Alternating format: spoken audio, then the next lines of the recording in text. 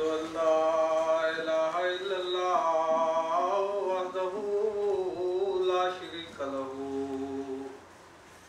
وأشهد أن محمدا عبده ورسوله أما بعد فأعوذ بالله من الشيطان الرجيم بسم الله الرحمن الرحيم الحمد لله رب العالمين الرحمن الرحيم مالك يوم الدين إياك نعبد وإياك نستعين اهدنا الصراط المستقيم صراط الذين أنعمت عليهم غير المغضوب عليهم ولا الضالين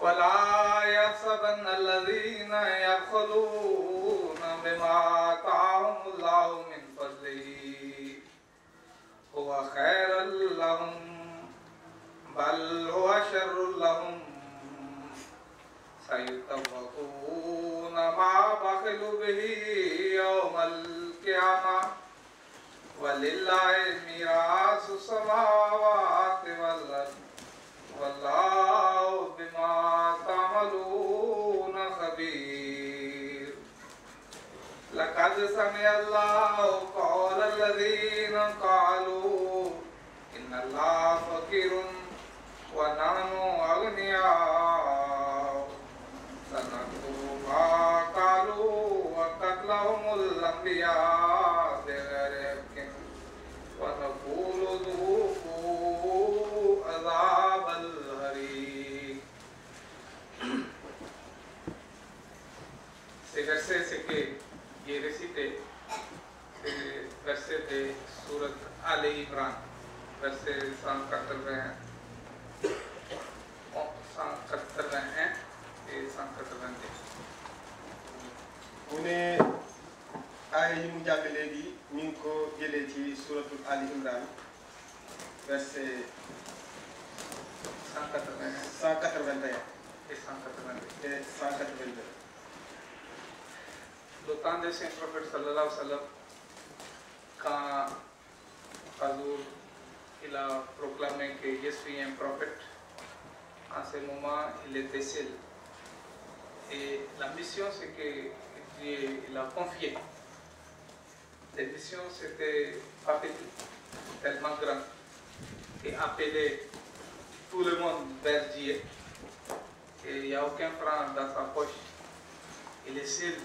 Il n'y a aucun usine, il n'y a aucun travail secret. Mais à ce moment, il est resté que quand il était dans la gare Hira. Mais l'obéissance d'un prophète, c'est tellement, comment dire, extraordinaire que si vous regardez son caractère, et ce que Dieu même il a dit que le caractère de Saint Prophète c'est un modèle pour nous. Et parmi nous chacun, c'est s'il veut être une personne bonne devant Dieu ou dans la société, il faut qu'il lise le caractère de Saint Prophète et va essayer de copier et essayer de marcher sur cette trace qu'il a tracée pour nous, il a laissé pour nous.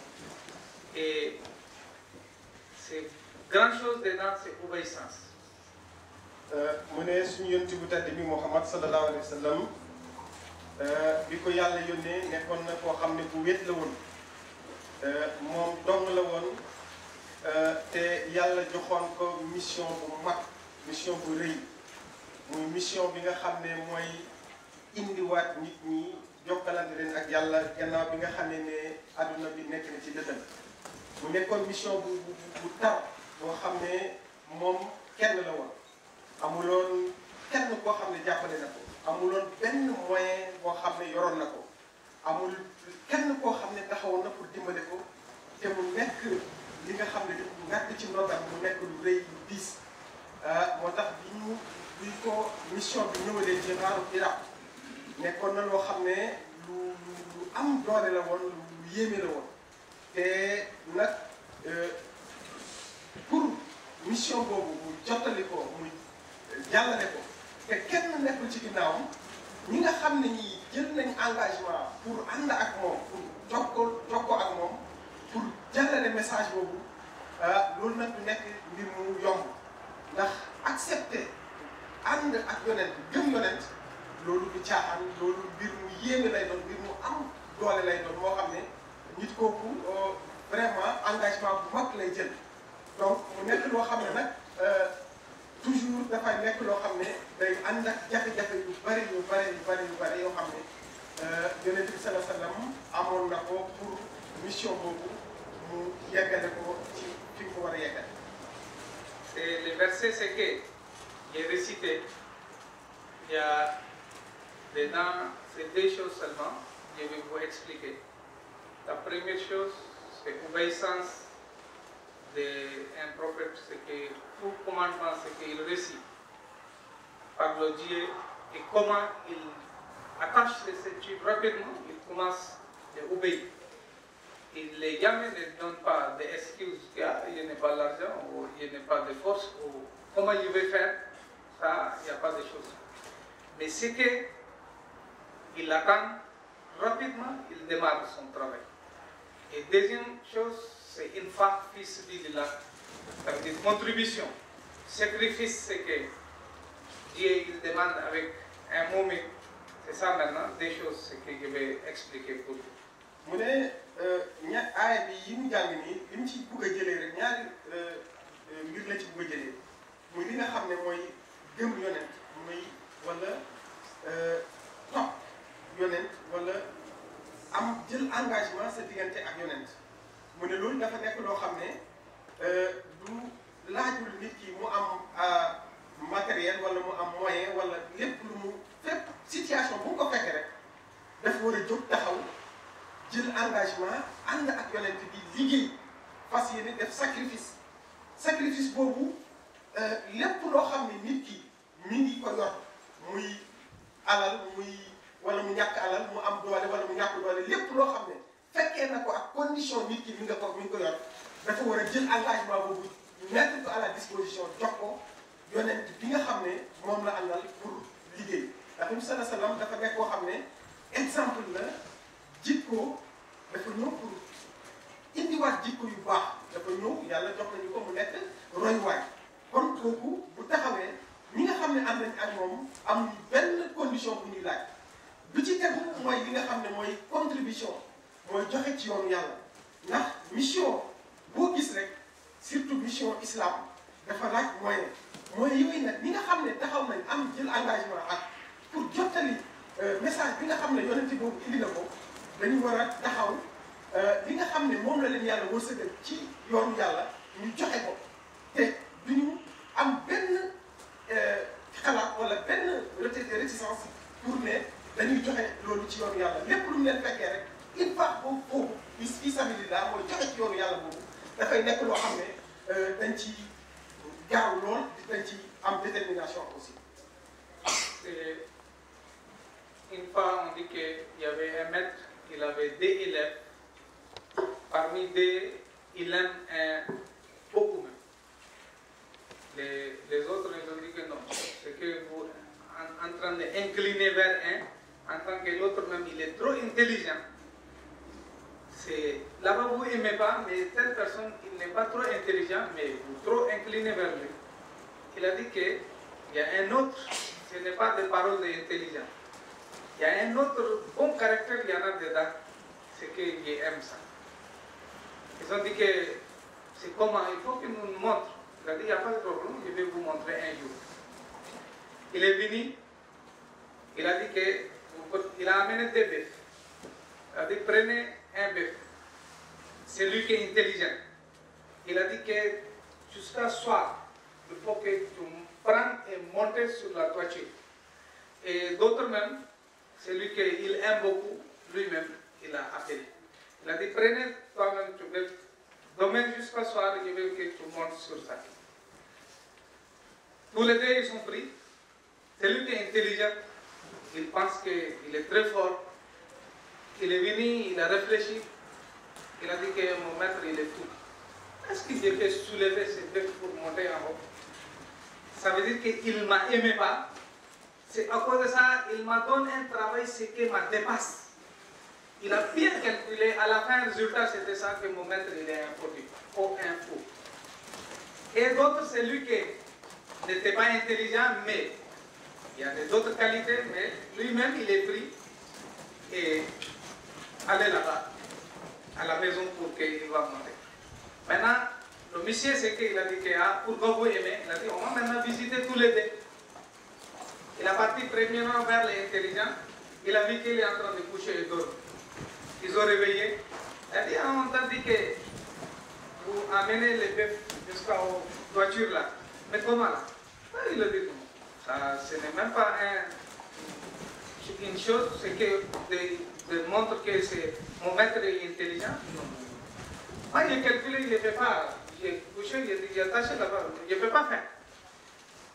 Et ils sont partis d'autres. Ils ont dit que lui, il a attaché les ceintures. Il est tout en train d'essayer, de sueur. Il est en train de fatiguer. On a dit pourquoi? Il a dit, je vais tout essayer, même jusqu'à ma mort, je veux qu'il monte. Et je n'ai pas calculé, je veux que ce qu'il a attendu, il faut que j'obéisse mon maître, même s'il est mort. Et il est en train d'essayer, même si ça m'a dépassé, mais je vais faire ça. Il a dit, voyez, son obéissance. C'est ça que j'aime ça. Et l'autre côté, il montre son intelligence, mais il n'y a pas d'obéissance. C'est ça que l'obéissance, c'est important dans l'organisation, ou n'importe quelle organisation. S'il n'y a pas d'obéissance, ça veut dire que les choses, ça ne peut pas marcher. Et c'est ça maintenant, dans la Jamaat, la première, en islam, la première chose, c'est que Saint Prophète sallam, il nous a enseigné, c'est l'obéissance. Que tout juste, il a pris le commandement, allez-y, appelez vers moi. Il n'a pas dit qu'il n'y a pas de force. Je vais monter sur quoi?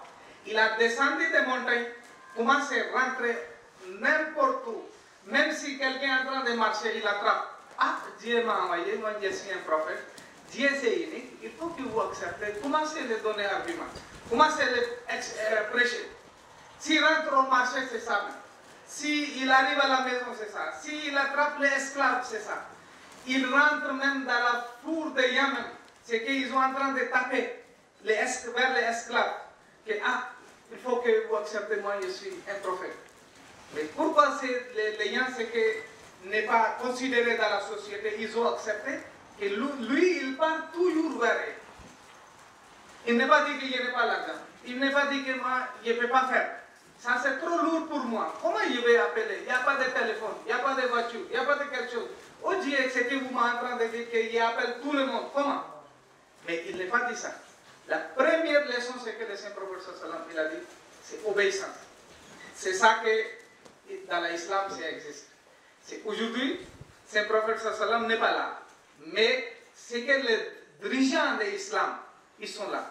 Mais chaque musulman, il est son devoir qu'il faut qu'il obéisse le Saint-Prophète sallallahu alayhi wa sallam. C'est ça qu'il a dit que man ata amiri faqad atani wa man atani faqad atalla. Celui qui obéit ma amir, il m'a obéi. Et celui qui m'a obéi, il a obéi Dieu. Et c'est comme ça même, étape par étape descendre. Vous êtes Khudam al-Ahmadiyya, vous êtes Atfal al-Ahmadiyya, vous avez un centre. C'est votre travail qu'il faut regarder vers son lèvre. Qu'est-ce qu'il dit? Rapidement, il faut que vous essayiez d'obéir. Et si vous n'avez pas fait, ça veut dire que si vous n'avez pas obéi votre centre, vous n'avez pas obéi Amir, vous n'avez pas obéi Khalif, vous n'avez pas obéi Dieu, vous n'avez pas obéi Saint-Prophète sallallahu alayhi wa sallam. C'est étape par étape, c'est marche. Et là-bas maintenant, si vous voyez que vous êtes intelligent, vous commencez à les calculer. En ce moment, Shaitan, il va vous prendre rapidement, mettez un côté. Il ne faut pas que vous marchiez ce qu'il a dit ça. C'est des choses, si quel commandement arrive, il y a des choses, il y a négatif ou positif. Négatif, même si vous commencez à les réfléchir, vous allez dire non, le président il n'est pas là ici. Comment je peux faire ça?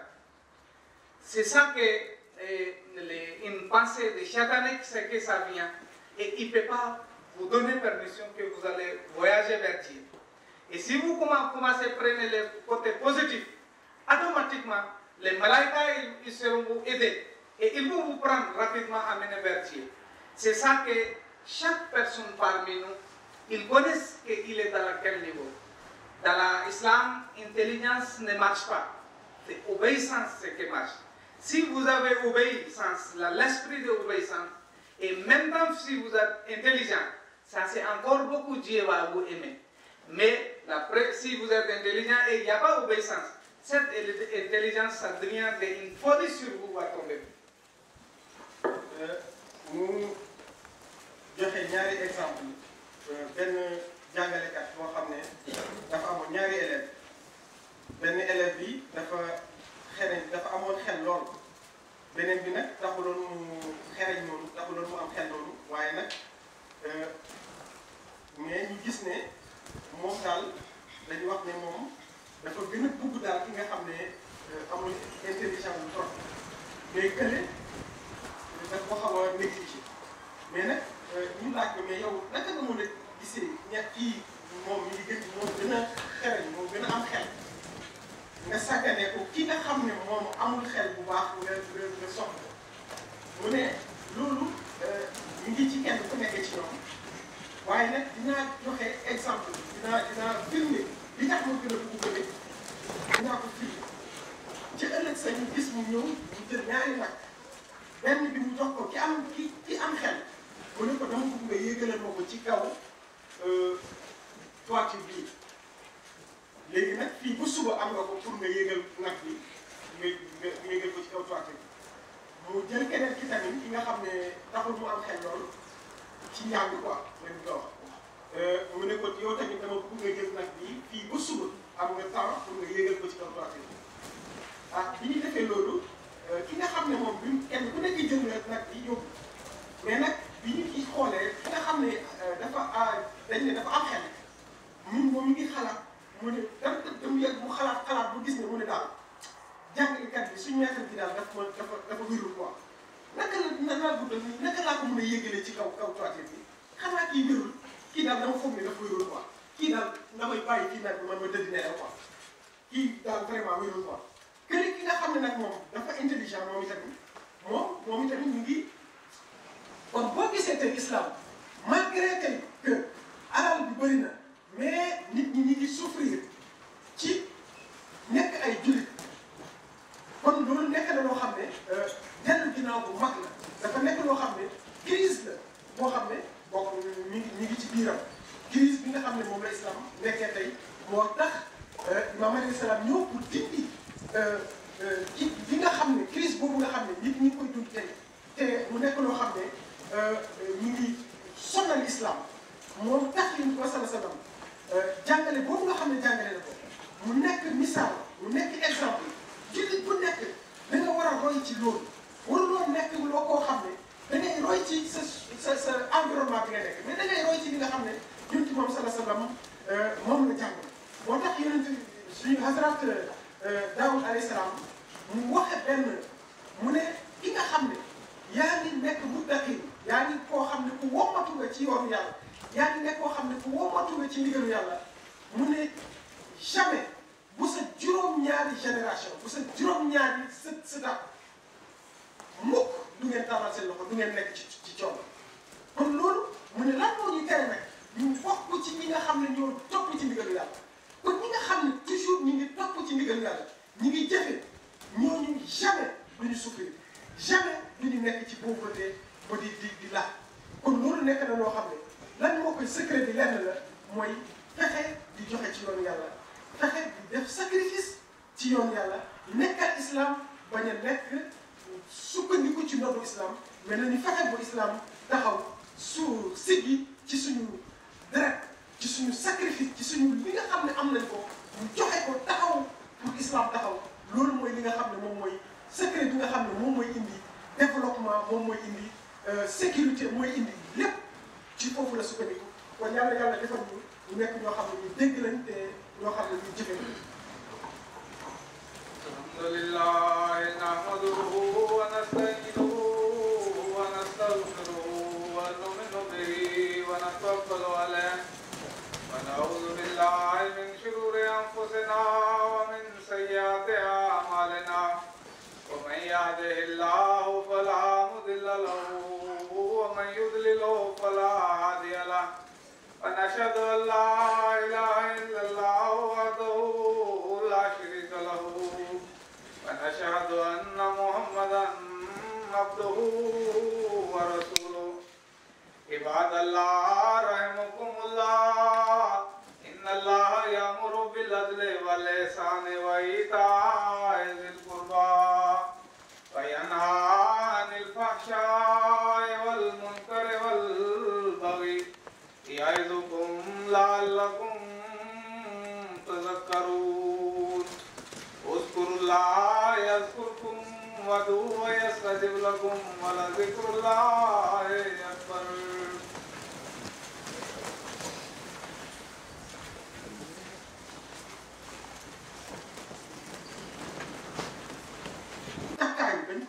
takkaay bu dëgër commencé di fexe nan lañ mën a yëgalee nag bu mu ñëwee ñi ko doon laaj loolu mu ñëw mu ne leen gis nga kaay leen mu wax leen gisam boo pare mu ne leen kaay leen na ngeen gis mu ñëw ci nga xam ne intelligent bi mu ne waaw yow lu tax jéemoo moom ñi ngi fekk muy nelaw mu ne lu tax moom yow jéemoo sax yëgal nag ñu la dox mu ne kii dafa wéru nan laaj xalaat nag bi nga yëgal ko ci kaw waaw loolu xel mu ne gis nga li ma la doon ñu demaat dem ci keneen ki nga xam ne moom lañ ne xel bi bëriwul kii loolu ñu fekk ko moom mi ngi takkaayu ñàkk tooy xepp di yéeg ak a wàcc pour fexe nan la yéegalee nag bi ci kaw mu ne man li am solo daal man comme jóg naa ndigal ci sama njiit lépp lu ma mun a def même bu doon damay deete dinaa fexe pour lépp lu ma ci fekk daal lu dul mu ne ma bàyyi man dinaa def tout pour li nga xam ne digal na ma ko ma jëfe mu ne gis ngeen lii mooy différence bi nga xam ne moom moo taxoon kii sama xel sama xol moom la gën a soxla ndax moom dafay obéir dafa nekk koo xam ne dafay nangu ndigal dafay jëfee ndigal boobu exemple la boo xam ne rek dafa nekk exemple boo xam ne ci islam le prophète Muhammad sallallahu alayhi wa sallam ki nga xam ne moo tax tey ñu toog tey ñu taxaw tey moom bi koy nga xamee ne yàlla yónni na ko jox ko yonentaay jox ko message ne ko wooteel dafa fekk mu nekk kenn nekk baayo nekk sën ak ndóol ak amul dara amul benn mooy te mission bi nga xam ne yàlla jox na ko ko mu nekk mission bu diis bu am doole loolu terewu ko mu jël mission boobu mu pourtant mënoon na wax ne man kat li ma yàlla jox aw ma benn moyen aw ma oto aw ma téléphone aw ma dara nan lay mën a nan laa ko mën a yokk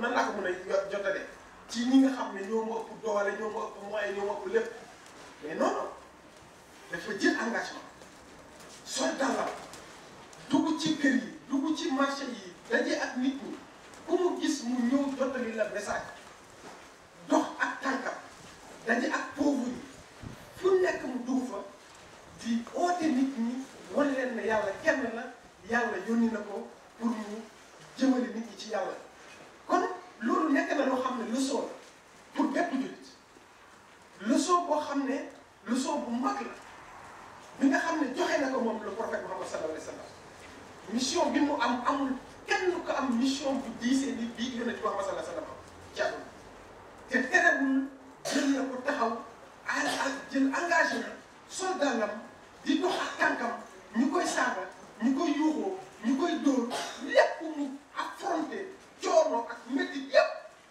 pour mission bu jàll bu doon bu sàggan bu doon keneen la munoon na ne man aw ma moyen aw ma nu ma demee damay dox kon loolu kon jullit bu nekk war na ci jël leçon mu nekk loo xam ne nag moom mooy fondement islam tey islam pour mu taxaw tey si tey sacrifice yu bëri am na ci yonent bi sallallahu alayhi wa sallam ñi nga xam ne noonu la taxawee woon saxaaba yi nga xam ne ñoom ñoo àndoon ak moom ñi nga xam ne njëkk nañ ko gëm ñoom itamit utuñu woon lenn seen lépp lañ joxoon jëloon jox ko yonent bi sallallahu alayhi wa sallam fépp foo xam ne yonent bi sallallahu alayhi wa sallam joxoon na ko lépp lu mu wax ñu mun ko ñu munuñ ko dañ ciy engagé wu bu jaree ñu dee ci ñu dee ci kon loolu moo tax tey islam taxaw islam tey ñun ñëpp ñu mun ci taxaw ñu mun ci nekk tey kon loolu dafa nekk leçon boo xam ne ñu ngi koy lancé xudaam yëpp mu xam ne xudaam obéissance ndigal dégg ndigal loolu mooy avancement groupe bu nekk mbooloo bu nekk pour mu avancer pour mu jëm kanam pour mu am doole am kattan am réussite am ndimbalu yàlla am barke jóge ci yàlla am loxo yàlla nekk ci kawam il faut que mu am obéissance sans condition xel baax na intelligence baax na mais su fekkee mu ànd ak obéissance dafay gën a baax dafay gën a set dafay ànd ak ndimbalu yàlla kon obéissance dafa nekk loo xam ne moom mooy tax lépp avancé kon mu ñaan xudaam yépp ñu topp ci ginnaaw seen président ki nga xam ne Sadat moom ki nga xam ne moom la ñu jiital bu nekkee ne ñëpp ànd nañ ak moom lépp lu mu wax pour hésiter ànd ci jëfal bul ne ah kii maa ko ëpp xel kii maa ko gën a am jàng maa ko gën a intelligent non comptewul c'est zéro na nga fexe boobu moom bi ñu ko dénk bi nga xam ni jéem na ko lépp lu mu leen digal nañ ko jéem a def ànd ak moom ci xel bu sell ci xel bu rafet su boobaa doole mooy am su boobaa yàlla moo ñuy dimbale yàlla moo ñuy ànd ak ñun kon suñu obéiree Sadat obéir nañ amir obéir nañ le monsieur premier de salaam obéir nañ xalif yi obéir nañ le prophète sallallahu alayhi wa sallam obéir nañ topp nañ ci ndigalu yàlla kon loolu mooy li nga xam ne loolu mooy islam loolu moo taxawal islam lu doole boobu bu ñu génnee ci islam lu islam mérméeru kon lii la mooy li nga xam ne ñaari leçon yooyu moom la jëlee woon ci exemple bii nga xam ne jëlee na ko ci aay yi ñu jàng. C'est la prière, c'est que 5 fois par jour nous prions derrière l'imam. Pourquoi l'islam dit que si vous priez à la maison, son récompense 30%, ça va diminuer. Et si vous venez rester derrière l'imam, prier, c'est 30%, c'est augmente. C'est pourquoi? C'est leçon d'obéissance. Et vous restez derrière l'imam, quand il dit Allah Akbar, tout le monde dit Allah Akbar et rentre dans la repos. Et s'il dit Sami Allah liman hamdah, s'il redresse son corps rapidement, tout le monde obéit. C'est jusqu'à la fin. Et si l'imam fait un salam, vous faites le salam. Même seconde, vous n'avez pas le droit de retarder. Et vous n'avez pas le droit de dévancer. C'est le prophète sallam dit que celui qui dévance son imam, son tête, ça devient de tête d'âne. Âne, ça veut dire qu'animal, il n'a pas de force de réfléchir. Là-bas, dans la prière, tu ne peux pas dévancer l'imam et vous ne pouvez pas trop retarder l'imam. Ça veut dire que la prière, il nous a donné une leçon d'obéissance de l'imam. Et si vous n'êtes pas un imam, et si vous avez un imam et vous n'avez pas l'esprit d'obéir, ça veut dire que Saint Prophète sallam vous considère comme les animaux. Et votre tête, c'est tête d'âne. Ça, c'est les leçons que l'islam nous a données au niveau des prières. Encore, Sahaba même, Radwanullah alayhim ajmaïn, ils ont tellement appris cette leçon que jamais ne bouge pas s'ils n'ont pas attendu quelque chose. Et s'ils ont attendu quelque chose, c'est rapidement qu'ils ont essayé pour qu'il faut qu'ils pratiquent. Ils ne réfléchissent pas de comment. Pourquoi Ya Rasulullah vous avez dit ça? C'est sûr que commandement c'est venu que les biens c'est haram, interdit. Et ce prophète sallam il a appelé un sahabi pour qu'il faut que vous annoncez dans la ville de Médine que bien c'est interdit. En ce moment, il y avait une maison qu'ils sont en train de boire et, comment dire, partager entre eux-mêmes. Quand ils ont attendu, et un, il a dit qu'il faut que, allez-y, vérifier. L'autre, il a dit non, non, on ne peut pas vérifier. On a attendu que le prophète sallam dit que Dieu m'a révélé aujourd'hui que les bières à part de vous interdit. Il a pris son bateau, il a commencé à taper les canaries. Et ce n'était pas dans la même maison. Dans la, on dit que les routes de Médine s'étaient remplies avec les bières. C'est fini sur le même lieu. Et c'est ça qu'on dit obéissance. Ce n'est pas, allez-y, vérifier qu'est-ce que c'est le prophète sallam il a dit ou l'homme il est en train de faire lui-même. Non, non. Vérification c'est après. Mais première, il faut que vous obéissez. C'est ça que l'islam il nous a enseigné. mu ne boo xoolee julli li nga xam ne moom mooy fondement islam moom mooy li nga xam ne moom mooy fondement islam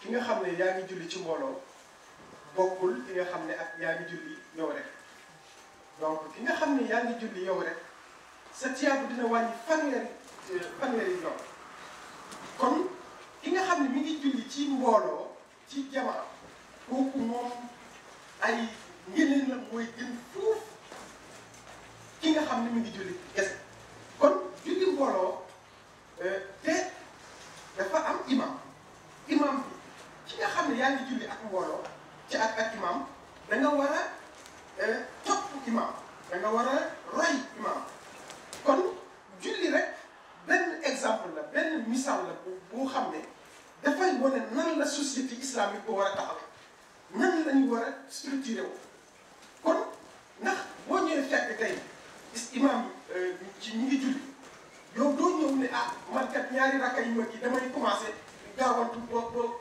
yegg doo table non fi nga leen fekk boo fekkee ñu sujud da ngay yegg sujud foo fekk imam nekk da ngay ñëw automatiquement obéir imam topp imam kon loolu leçon bu mag lañ ko war a jàngee te kon mu nekk loo xam ne imam kenn waru ko jiitu kenn warul retard kon donc imam da nga war a roy ci moom lépp lu mu def da nga ko war a def su sëlmalee waroo xaar ne damay xaar mottali sama taay bi wala non automatiquement fu mu la fekk da nga war a taxaw loolu mooy lañu islam jàngal loolu mooy misaal bi nga xam ne kii joxe julli bi ñu koy wane mu ne même julli su nekkee ne yaa ngi le prophète Muhammad sallallahu alayhi wa sallam ne ki nga xam ne yaa ngi jiitu imam sa bopp bi dafay mel ni bopp mbaam ngay yor kon ki nga xam ne yaa ngi jiitu imam donc dafa mel ni amoo xalaat kon comme imam mi ngi jiitu ñi ngi topp ci kawam yow warul amoo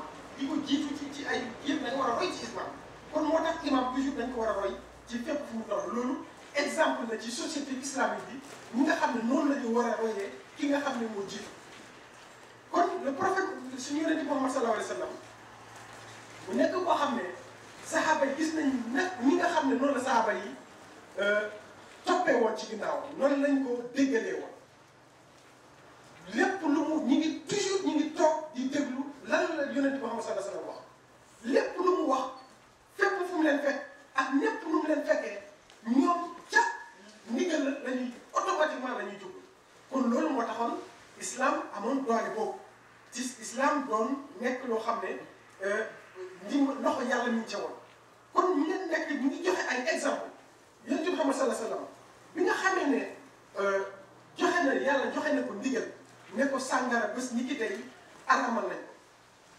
mais mu jox benn saxaaba ne ko doxal ci biir dëkk bi nga yéene ne bés ni ki tey sàngara aramal nañ ko fekk na ci benn kër ndax ñoom foofu jamono jooju ay ndaal lañ doon def yoo xam ne dañ ciy sol sàngara ba mu fees bi mu benn kër ñu ngi fekk ñoom ñu ngi servir kenn ku nekk di naan mais bi message bi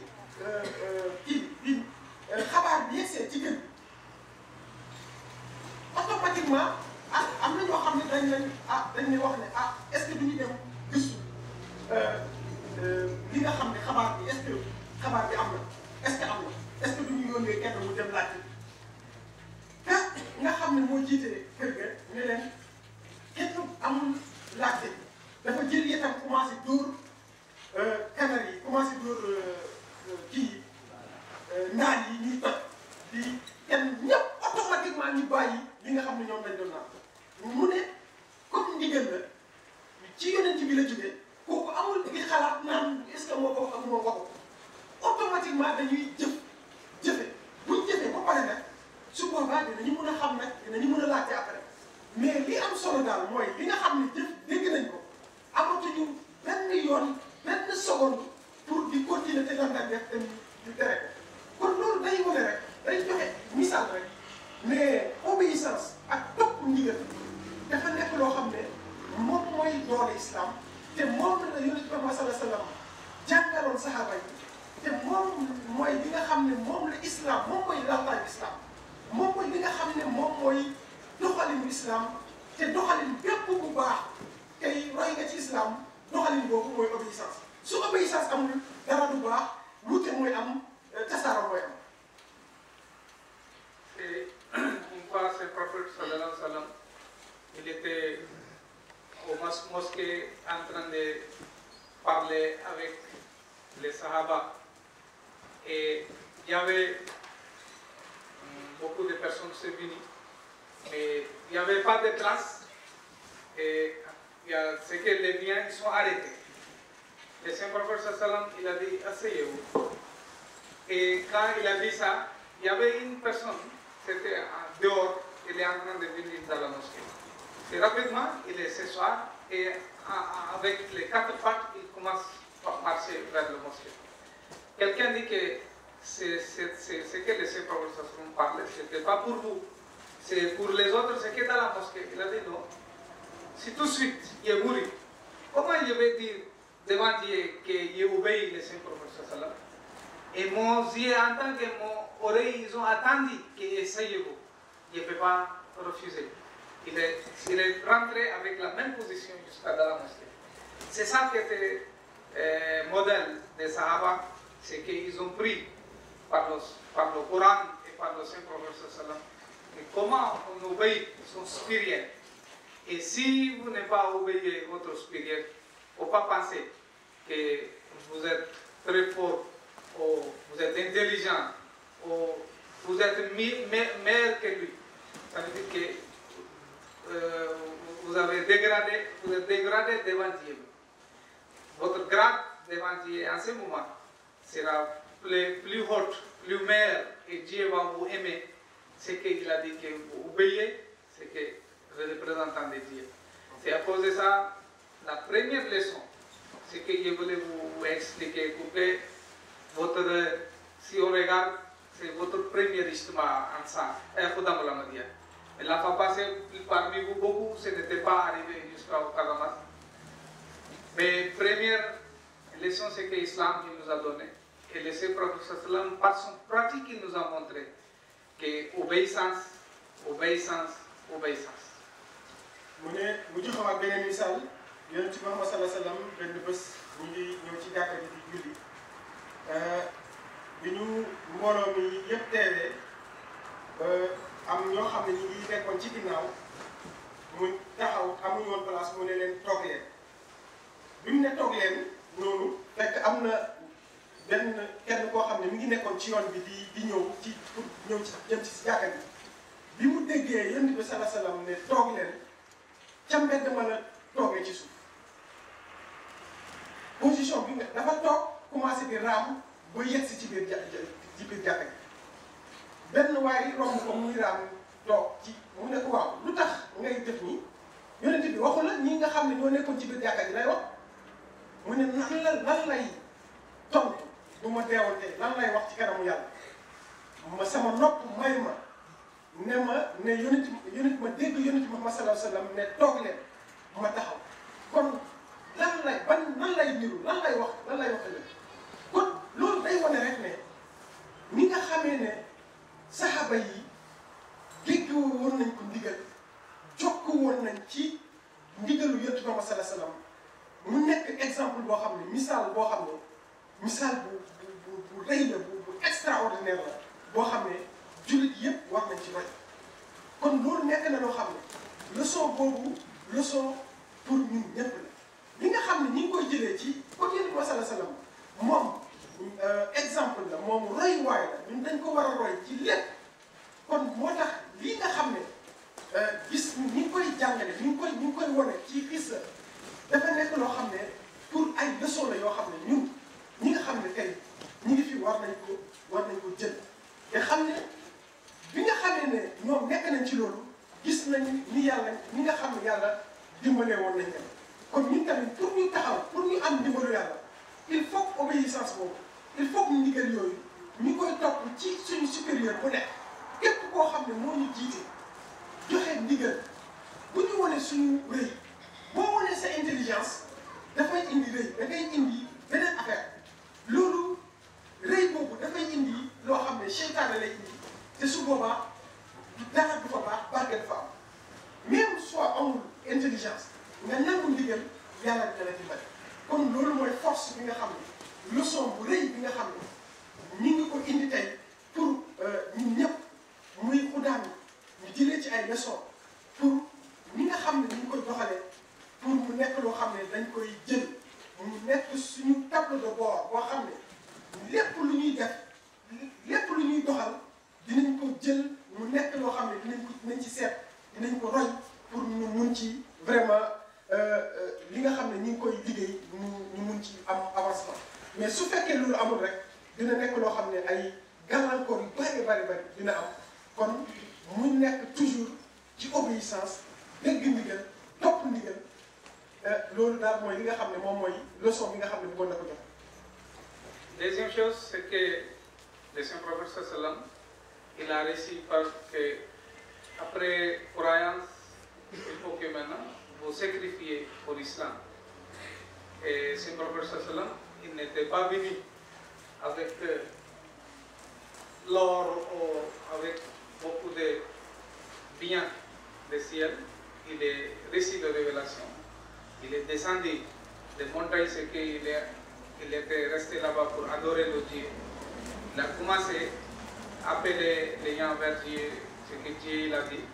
Après, il a dit que chaque personne, ce qu'il travaille, il faut que maintenant il prenne la poids des fardeaux, des missions, ce que Dieu il a confié.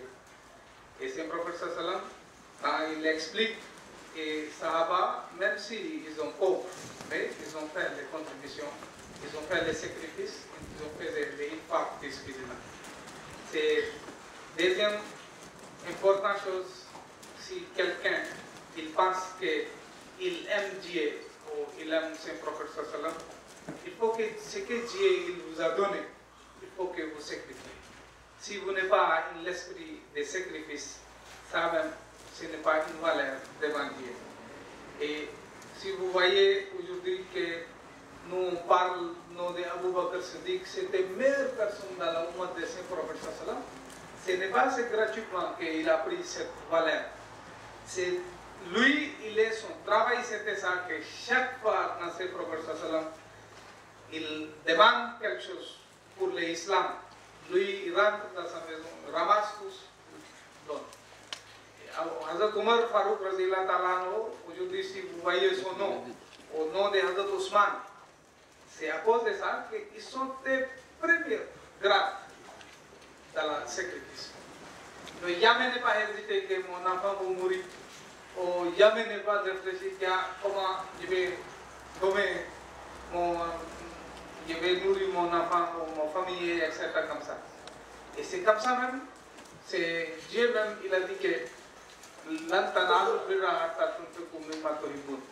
vous ne pouvez pas avoir les 7 grades devant Dieu, c'est que vous êtes en train d'aimer et vous ne dépensez pas. Et si on regarde le Coran, plusieurs places, Dieu dit qu'il ne demande pas avec vous. Il a dit ce qu'il vous a donné là, il faut que vous enlevez ça. Et c'est ça que deuxième formation. De un khadim, vous êtes enfant et vous êtes jeune. Et demain, si vous avez à avoir le boulot au travail, vous cultivez, n'importe où, si vous travaillez, vous allez gagner quelque chose. Il faut que maintenant c'est votre formation que vous commencez. Que vous contribuez pour votre organisation, pour les jamaat, pour l'islam. Et cette bon caractère, bonne attribution, c'est besoin après l'obéissance dans la chair, il faut qu'il soit prêt sacrifier son bien même.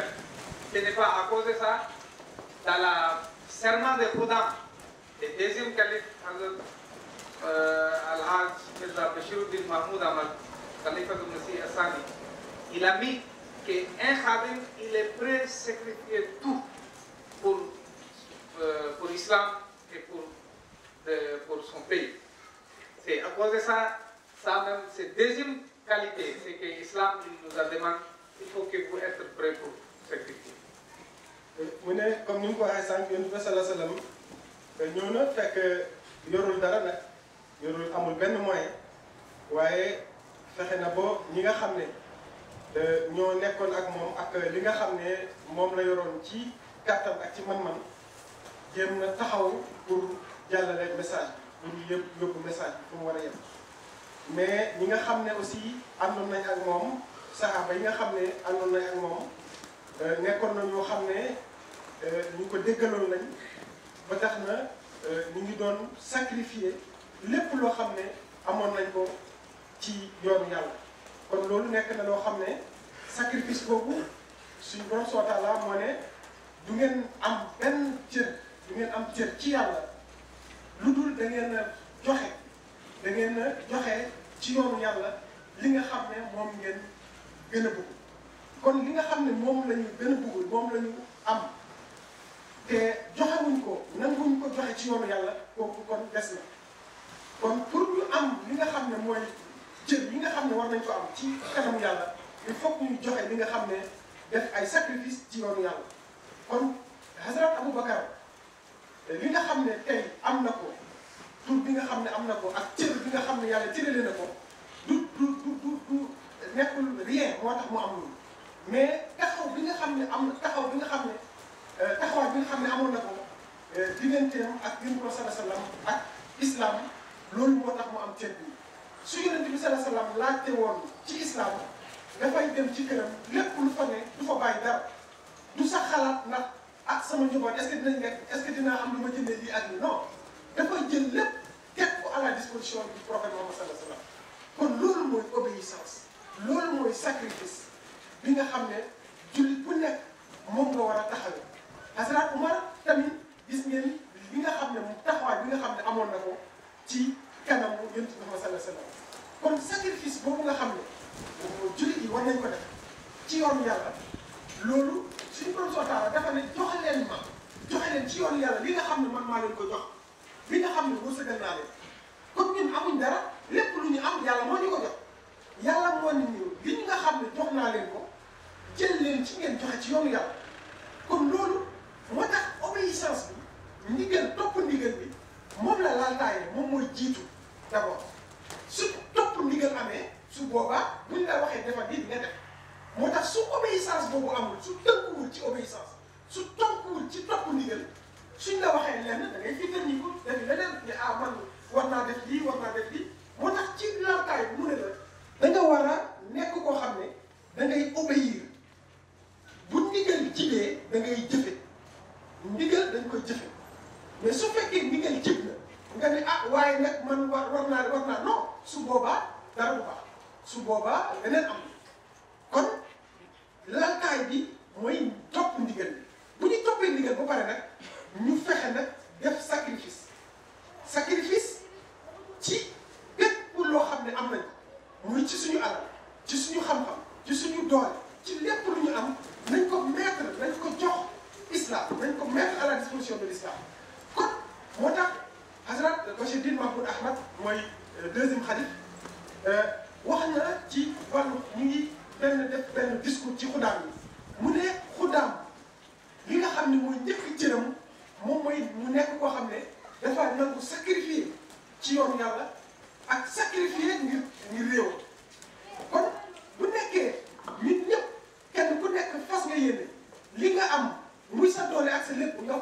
fas ko yéene sacrifier ngir islam ngir sa réew société boobu wala organisation boobu wala xudaam yooyu réew bu ñu nekk réew boobu dafay jëm kanam dafay am jàmm dafay am dal kon loolu mooy li nga xam ne deuxième leçon bi nga xam ne mun nañ ko jëlee ci li nga xam ne mooy aay yi mu jàng mooy sacrifice infaq fi sabilillah joxe ci yoonu yàlla loo xam ne yàlla lim ñu xam ne wërsëgale ñu ko ñu joxe ko ci yoonu yàlla. C'est un homme, celui qui est intelligent, lui, il pense qu'il gagne, il va économiser et sera bon pour moi et pour ma famille. Je vais laisser héritage beaucoup derrière. Et ça, pour lui, qu'il a bien fait. Et il ne dépense pas pour Dieu. Et c'est ça, le verset, c'est que Dieu récité, c'est là-bas maintenant. Dieu, il explique que si quelqu'un il ne laisse pas pour Dieu, il garde pour lui et pense que ce sera bon pour lui. Et Dieu dit que ce n'est pas bon pour vous. C'est très mauvais pour vous. C'est pour vous, c'est bon ce que vous allez sacrifier. C'est ça que Dieu dit, que voilà, il y a ça dans la zina. Il ne faut pas penser, les gens, c'est qu'il y a Kuluna. Ils ont être avares pour Dieu. Et ce que Dieu il donne, il garde et il ne donne pas pour lui. Ils sont avares, ils gardent. Comme un enfant, quand vous donnez quelque chose à votre enfant, par exemple quelques bonbons, 5, 6, je dis que ça c'est pour toi. Après quelques temps, si vous dites, il faut enlever 2 pour moi, il va cacher derrière qu'il ne donne pas. En tant qu'il connaît ce que mon père m'a donné. Ça c'est l'habitude de nature de l'enfant, c'est que, et si vous-même vous montrez la même habitude, c'est que vos enfants ils montrent pour vous, et en tant que c'est mauvaise l'habitude. C'est ça Dieu il a dit, que c'est une mauvaise habitude, c'est que vous allez prendre. Que c'est que Dieu il vous bénisse et il vous a donné ça. On pense que c'est bon pour eux. Ce n'est pas bon, c'est très mauvais pour vous. Il dit ça, et ça sera ce que vous avez gardé là. Ça devient la fardeau sur votre cou, la yourde qui est mal, si vous n'avez pas dépensé ça. Et Valila et Mirasu Samavat, c'est tous les biens, c'est pour Dieu. Il n'y a pas quelqu'un parmi vous, c'est que même s'il garde des milliards, il ne part pas avec un franc, tout vous allez laisser. Et vos enfants même ils vont laisser. C'est toujours sera resté pour Dieu. Mais c'est pour vous, c'est ça, c'est que vous avez eu par la bénédiction de Dieu et vous avez dépensé pour lui. C'est ça que pour vous. Et c'est ça que dans la sourate Al-Imran, Dieu est en train de nous expliquer. Le deuxième verset, c'est que quand ce prophète sallam demande toujours avec musulmans, avec croyants, à ce moment, les juifs même, ils attendent. Ils ont dit, c'est votre prophète toujours, il demande pour Dieu. Et ça, Dieu c'est très pauvre. Et c'est nous, on est riches. Et c'est votre, Dieu des musulmans c'est très pauvre. C'est nous, on est riches. C'est ça même Dieu il a dit. Que la carte ça met Allah. Dieu il a attendu ce qu'ils ont dit ça. Que Kalu inallah fakirun. Que Dieu il est pauvre. Il est pas bien. Et nous, on est riches. Quand l'islam il demande pour Dieu à ce moment, les saints prophètes, quand il prend l'argent, il ne garde pas pour lui. Il ne construit pas sa maison. Il ne donne pas son famille. C'était toujours pour les pauvres. Même aujourd'hui, il y a beaucoup de tariqas là. Mais quand son chef il prend, c'est pour lui et pour sa famille. Mais ce n'est pas pour Dieu. Pour Dieu, c'est que vous dépensez pour les populations là. C'est ça que dans la Jamaat, c'est un système, c'est que l'imam Mahdi al-Islam, il a mis en place que chaque personne qui contribue, c'est pour Dieu, c'est dépense pour les créations de Dieu. C'est ça qu'avec cette contribution, Jamaat est en train de construire des écoles et des hôpitaux et des centres d'autres informatiques et des centres de culture sociale, en train d'aider les besoins des malades, c'est qu'ils ont problème de cataracte, etc. comme ça. C'est plus, comment dire, efficace pour les créations de Dieu. C'est ça, on dit pour Dieu. Ce n'est pas pour Dieu, pour une seule personne et pour sa famille même.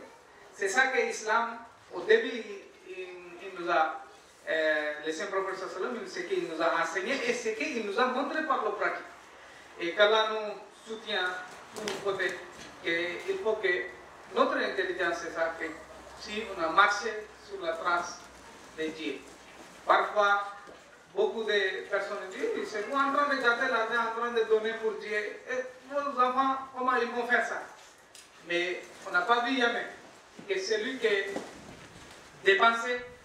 Et celui qui craignait à Allah, Hazrat Daoud al-Islam dit, et celui qui est muttaqi et craignait à Allah, jusqu'à cette race, il n'y a jamais pas vu qu'ils sont en train de demander avec quelqu'un.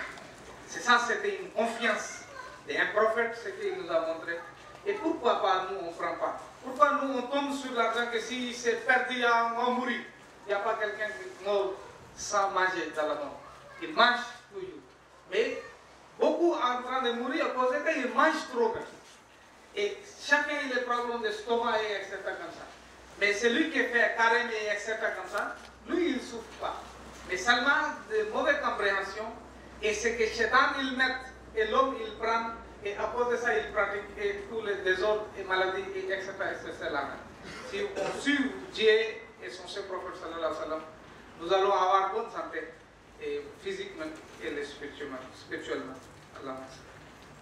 mu ne ci infaq fi sabilillah joxe ci yoonu yàlla mu ne ñi nga xam ne dañ foog ne dañu muus ba di dajale di jël xaalis di ko dajale wala di dajale alal pour seeni génération wala pour seeni ñoo xam loo xam lu ñu koy dajaleel bañ nag di joxe ci yoonu yàlla ñooñu bu ñu foogee ne muus nañu muusuñu ndax li nga xam ne yaa ngi koy dajalee dafay nekk loo xam ne doo ko jëriñoo du pour yow ndax amul kenn koo xam ne faatu nga fi yóbbaale ay milliards wala yóbbu leen non non lépp li nga fi bàyyi lépp loo fi amit loo joxewul ci yoonu yàlla fii nga koy bàyyi say doom ak say sët yëpp lépp lu mu am fii fii lañ koy bàyyi ñoom kenn ku nekk dafay dem bàyyi kon moo tax joxe ci yoonu yàlla su borom subhanahu wa taala ki nga xam ne dafay jël di dajale di nëbb bañ a nay ci yoonu yàlla kooku li nga xam ne nekk na ko safara lay doon ci moom ndax amul du ko jëriñ kon moo tax nay ci yoon ci yàlla loolu baaxul jullit bi da ngay tabe ci yoonu yàlla mais loo am alal te tabewoo ci yoonu yàlla yow da nga pauvre da nga amuloo dara ndax ki nga xam ne moo am ki nga xam ne mooy jël ci li nga xam ne am na ko yàlla wërsëgal na ko mu koy joxe ci yoonu yàlla kon loolu mooy li nga xam ne mooy jëriñ kenn ku nekk mais su fekkee ne nit ñi kenn ku nekk yaa ngi dajale ay alal pour say génération mu ne loolu nekk na loo xam ne ci nay la bokk ci yoonu yàlla mais nag nit ki ci boppam jullit bi li nga xam ne moom la ñuy yónni ba sallallahu alayhi wasallam jàngal mooy ñu fexe ba li nga xam ne am nañ ko wërsëgale nañ ñu ko yàlla jox nañu ko ñu fexe di ko dépenser ci yoonu yàlla ñu bañ a ragal ne du ñu am dara suñu kër du ñu bàyyi dara suñu kër non dañu fexe ci li nga xam ne ñun joxuñ ko suñu bopp yàlla moo ñu ko jox nañ ko jiital bi mooy joxe li nga xam ne moom la ñuy dajale moom la ñuy servir société bi li nga xam ne jamaat bi tey bu ñu nekk exemple bu mag tey li nga xam ne ñu ngi koy dajale contribution yi nga xam ne ñu ngi koy joxe mais jëmul ci posu xalif bi jëmul ci kenn dafay delluwaat ci société bi pour liggéeyal askan bi yàlla li ñu koy jox du jëm ci moom mais dafay jëm ci li nga nan la jëmee ci yàlla mooy ñu servir ko ñu joxe ko ñu dimbale ci société bi ñu jëriñ ci askan bi loolu mooy li nga xam ne moom mooy jëriñ yàlla moom la yàlla digle mais moo tax jamaat bi tey boo xoolee ñi nga xam ne képp koo xam ne bokk nga jël nga bàyyi da ngay contribuer ci yoonu yàlla da ngay contribution boobu nga xam ne kenn ku nekk yaa xam li nga xam ne yàlla wërsëgal na ko loolu mooy li nga xam ne moom la ñuy liggéeyee moom la ñuy jëfee mais du dem mukk ci famille xalif bi wala ci famille amir wala ci këram wala non loolu comme ni ko yonent bi moom sallallahu alayhi wasallam daan jëfee yonent bi sallallahu alayhi wasallam alal bañ ko daan jox yëpp nekkul ne da ko doon jël yóbbu ko ci famille am wala di ko tabaxee këram non da ko doon delloo ci liggéeyu islam da ko doon joxe pour nan la islam mun a taxawee nan la mun a dindee souffrance askan bi loolu moo nekkoon tànk yi nga xam ne moom la islam taxawee woon te tànk yooyu la imam Mahdi alayhi salaatu wasalaam taxawalaat moom la jamaat bi di doxee kon ñi nga xam ne ñu ngi ci jamaat bi tey di contribuer dañu xam ne lépp lu ñuy contribuer ci taxawaayu islam la taxaw mais nag tey bu ñu xoolee ñi nga xam ne noonu la société bi di doxee tey